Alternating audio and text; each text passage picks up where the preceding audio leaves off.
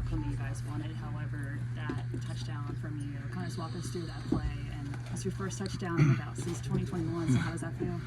The first touchdown in a long time, but yeah, we ran it all week in practice. Obviously, you never know what look they're going to give you. They actually gave us the worst look possible, but I'm glad Peyton still had the guts to throw it. So it was a cool play, cool moment. Happy for my teammates around me, just being able to do that and see the crowd. That was really cool. But like you said, obviously the outcome wasn't what we expected and what we could have hoped for, especially after the pretty dominant performance that we put together, honestly. You coaches talk about all the time about trusting the process, not being results oriented. The process looks like it's working for the most part. Yeah. How do you, in the locker room when you're sitting there for these losses, how do you justify that? Yeah, it's hard. It's hard, and it's we talk about it all the time because it's not easy. You know, it's one of those things that you naturally are going to be up when you're winning and down when you're losing, and that's kind of what you have to fight whenever you are driving a culture. But like you said, obviously the process is working. I mean, we were pretty good. We were top something in yards per carry before the game, and I'm sure it went up after today because we ran the football very well. And explosive plays are there. I mean, we've got the pieces. That's what's so frustrating about it. You know, that's what kind of makes you think about the results more, even though we're told we need to trust the process, and that's what the great ones do. So it's going to be a challenge this week, and something that us as leaders we got to make sure everybody's up to, because we got a pretty good football team coming up, and we're ready to go. Andre's been pretty solid for you guys through the first 5 games. Kind of talk about how you've seen him come in and adapt to the culture that you're talking about, and also see him trust the process.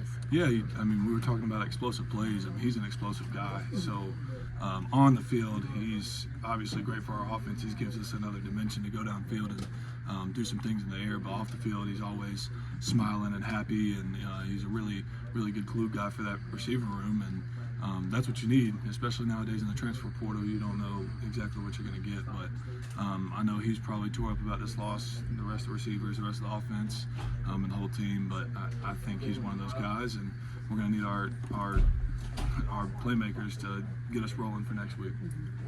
As a leader and a captain, how do you rally the guys? Honestly, usually I take a day. I take a day and kind of decompress, because I feel like everybody's emotions are high right now. But after that, we talked about that process. I mean, this is the highest level of college football that it can get. So if you take a day off and you wallow in it on Monday when we're game prepping, then you're not getting better on Monday when you're game prepping. Where Georgia is, or Bama is, or UL Monroe, they're getting better. So I think just taking it day by day, I say give us one day, because it should mean something to you when you lose like this. You know, a game that you should win, a game that you prepare for so hard.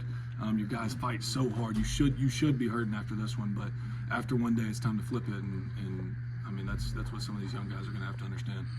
Look, y'all obviously aren't going to take any moral victories, but it's the best the offense has looked against a real opponent in quite some time. What can you kind of take from what y'all were able to do today?